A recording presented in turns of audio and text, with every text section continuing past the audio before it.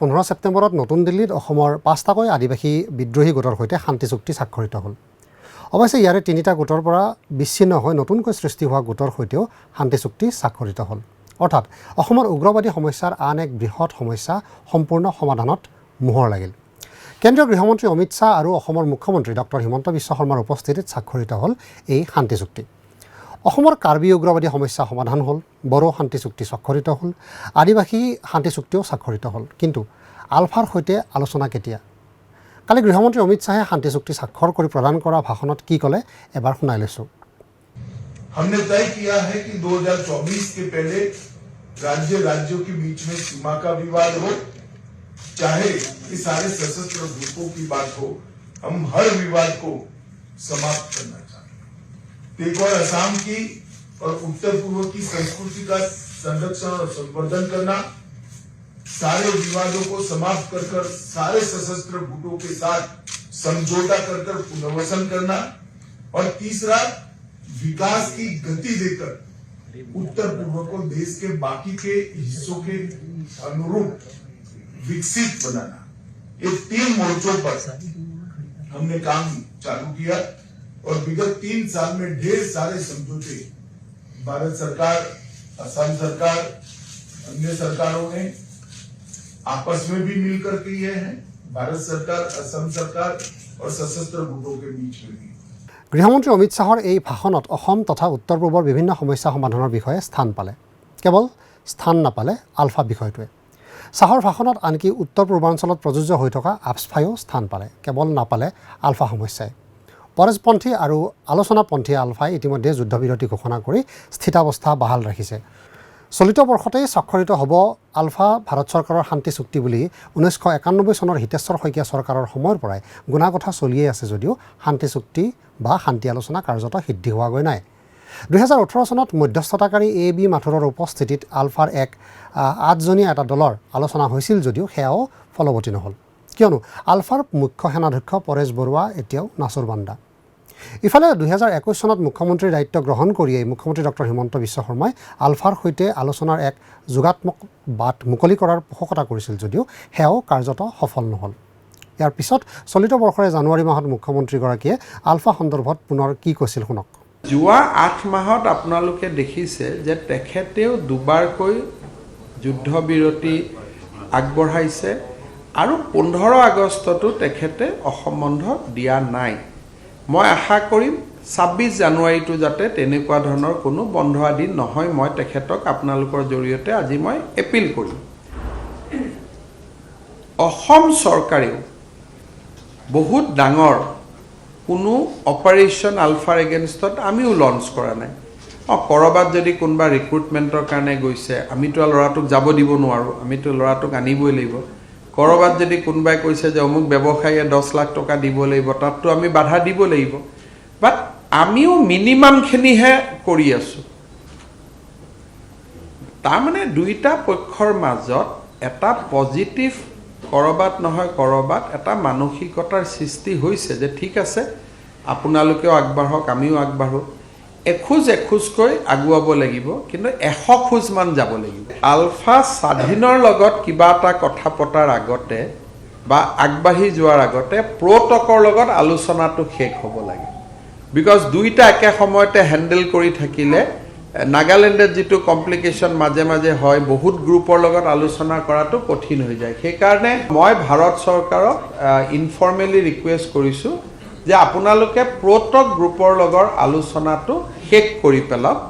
যি হয়, যি একৰ্ড কৰিব লাগে, যি কৰিব লাগে তেওঁলোকৰ লগত শেষ কৰি ল'লে ভাল। সেয়া যিয়েই নহওক, মুখ্যমন্ত্ৰী ডক্টৰ হিমন্ত বিশ্ব শৰ্মাৰ হাত ধৰিয়েই উত্তৰ পূবৰ আন ৰাজ্যসমূহৰ বিদ্ৰোহী সমস্যা সমাধানৰ দিশে আগবঢ়াৰ সময়তে আলফা সমস্যা সমাধানৰ দিশে আগ নবঢ়াটো এক গুৰুত্বপূৰ্ণ বিষয়। প্ৰধানমন্ত্ৰী নৰেন্দ্ৰ মোদীয়ে দ্বিতীয়বাৰৰ বাবে দায়িত্ব গ্ৰহণ কৰাৰ পিছতে উত্তৰ পূবৰ ইটোৰ পিছত সিটো উগ্ৰবাদী তথা সীমা সমস্যা সমাধান কৰা হৈছে। এই সন্দৰ্ভত কি কয় অমিত শ্বাহে শুনাই লৈছোঁ। 2019 में NLFT के साथ समझौता हुआ, जिसमें त्रिपुरा का हथियारी ग्रुप था, इन लोगों ने भी आत्मसमर्पण किया। 2020 में 23 साल पुराने ब्रोरियांग शरणार्थी संकट को भी मिजोरम सरकार और त्रिपुरा सरकार के साथ मिलकर रिजॉल्व किया गया। असम में 5 साल पुराना बोडो समस्या जिसमें कम से कम 4000 लोग अब तक मारे गए थे, उसको 2020 27 जनवरी को हमने समाप्त कर दिया। लगभग 1600 कैडरों ने आत्मसमर्पण किया। असम के कार्मिक क्षेत्र में लंबे समय से चल रहे विवाद को भी 2021 में समाप्त किया। लगभग 1000 से ज्यादा कैडर ने आत्मसमर्पण किया। असम मेघालय अंतर्राज्यीय सीमा का समझौता कर लगभग 2022 में 65% सीमा के विवाद को निपटाया। और आज इसका अगला पड़ाव है। मेरे सभी साथी आज मेन स्ट्रीम में आ रहे हैं। भारत सरकार के गृह मंत्रालय की ओर से, मोदी जी की ओर से और मेरे स्वयं की ओर से आप सभी का बहुत बहुत मन से मैं स्वागत करना चाहता हूं। और आपके पुनर्वसन के लिए जो कुछ भी इस एग्रीमेंट में किया है, ये सुनिश्चित करेगी भारत सरकार और असम के मुख्यमंत्री और असम सरकार मिलकर ये पूरा पालन। नरेंद्र मोदी सरकार का एक रिकॉर्ड, जितने भी समझौते हमने साइन किए हैं वो समझौते के अब तक 93% काम समाप्त हो। तो आप लोगों को भी मैं भरोसा दिलाना चाहता हूं, आपने जो एकॉर्ड साइन किया है उसको लेटर और स्पिरिट में हम नीचे तक पहुंचाएंगे। আলফাৰ বাদে ৰাজ্যৰ প্ৰায় আটাইকেইটা উগ্ৰবাদমূলক সমস্যাৰ শান্তিপূৰ্ণ সমাধান হৈ পৰিল। কালি কেন্দ্ৰীয় গৃহমন্ত্ৰী অমিত শ্বাহ আৰু অসমৰ মুখ্যমন্ত্ৰী ডক্টৰ হিমন্ত বিশ্ব শৰ্মাৰ উপস্থিতিত নতুন দিল্লীত অসমৰ আদিবাসী আৰু চাহ জনগোষ্ঠীয় লোকসকলৰ দশক পুৰণি সমস্যাৰ সমাধানৰ বাবে এই শান্তি চুক্তি স্বাক্ষৰ কৰা হ'ল। কেৱল সেয়াই নহয়, এই শান্তি চুক্তিৰ সময়ছোৱাতে বিগত বৰ্ষসমূহৰ এক পৰিসংখ্যাও গৃহমন্ত্ৰী অমিত শ্বাহে দাঙি ধৰিলে। मित्रों, इस अवसर पर मैं आप लोगों को कुछ आंकड़े जरूर बताना चाहता हूं कि घटनाएं जो पहले आतंकवाद से संबंधित घटनाएं जो नॉर्थ ईस्ट में 2014 में जब मोदी जी की सरकार आई थी तब 824 हुई थी सालाना, वो घटकर 158 हो गई। और जो जवान मारे जाते थे वो 181 मारे जाते थे। जिन्होंने हथियार हाथ में पकड़ा है वो अब 6 मारे जाते हैं। सिक्योरिटी फोर्सेस जो पहले हर साल 20 मारे जाते थे अब 2 मारे जाते हैं। सिविलियन पहले 212 मारे जाते थे अब सिर्फ 6 मारे गए हैं। और सरेंडर ग्रुपों की संख्या लगभग 10,000 पार कर गई। 10,000 युवा मेन स्ट्रीम में आए हैं, ये बहुत बड़ी बात है।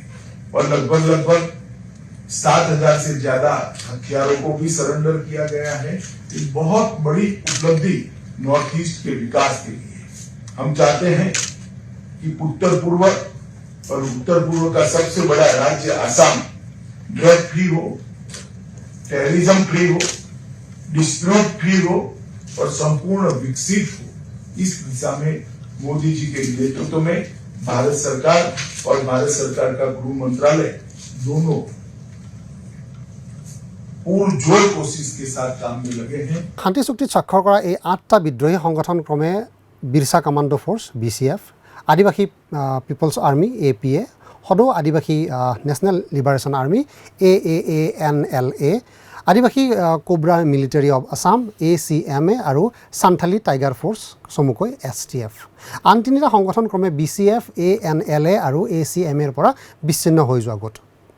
স্মৰ্তব্য যে BCF, APA, ANLA বা আনলা বুলি যাক আমি কওঁ, ACMA আৰু STFে 2012 চনৰ পৰা চৰকাৰৰ সৈতে যুদ্ধবিৰতি ঘোষণা কৰি আহিছে আৰু তেওঁলোকে যুদ্ধবিৰত হৈ আছে। চুক্তি স্বাক্ষৰৰ এই অনুষ্ঠানত গৃহমন্ত্ৰী অমিত শ্বাহ আৰু মুখ্যমন্ত্ৰী ডক্টৰ হিমন্ত বিশ্ব শৰ্মাৰ উপৰিও কেন্দ্ৰীয় মন্ত্ৰী ৰামেশ্বৰ তেলী, ৰাজ্যসভাৰ সাংসদ কামাখ্যা প্ৰসাদ তাছা, অসম চৰকাৰৰ মন্ত্ৰী সঞ্জয় কিষাণ, কেন্দ্ৰীয় গৃহ মন্ত্ৰালয় আৰু অসম চৰকাৰৰ কেইবাজনো শীৰ্ষ বিষয়া উপস্থিত আছিল। উল্লেখ্য যে 1996, 1998 আৰু 2014 চনত ৰাজ্যখনত সংঘটিত জনগোষ্ঠীয় সংঘৰ্ষত ক্ষতি হোৱা আদিবাসী লোকসকলৰ পৰিয়ালক 1 লাখকৈ টকা ক্ষতিপূৰণ প্ৰদান কৰাৰ লগতে আদিবাসীসকলৰ ভূমিৰ অধিকাৰ আৰু সুৰক্ষাৰ ক্ষেত্ৰতো পদক্ষেপ গ্ৰহণ কৰিব চৰকাৰে।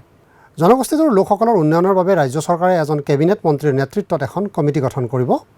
তিনিচুকীয়া, গোলাঘাট, শোণিতপুৰ, বাক্সা, কাৰ্বি আংলং, চিৰাং, ওদালগুৰি আৰু কোকৰাঝাৰ জিলাত আদিবাসী অঞ্চলত মডেল স্কুল খোলা হ'ব। কোকৰাঝাৰ আৰু ক্ষমা কৰিব কোকৰাঝাৰ শোণিতপুৰ আৰু গোলাঘাটত খোলা হ'ব দক্ষতা বিকাশ কেন্দ্ৰ স্বাক্ষৰিত হোৱা শান্তি চুক্তিখন ৰূপায়ণৰ ক্ষেত্ৰত সকলো দিশ চোৱা চিতাৰ বাবে কেন্দ্ৰ ৰাজ্য আৰু আদিবাসী সশস্ত্ৰ সংগঠনৰ নেতৃত্বক লৈ এখন যুটীয়া কমিটি গঠন কৰা হ'ব সেয়া যি কি নহওক এটা বহুদিনীয়া সমস্যাৰ সমাধানত আমিও আশ্বস্ত এতিয়া অপেক্ষা কৰিম আলফাৰে কেতিয়া সম্পন্ন হ'ব শান্তি আলোচনা তথা শান্তি চুক্তি মই ৰংমনে বিদায় লৈছোঁ চাই থাকিব ইস্মজ অসম ধন্যবাদ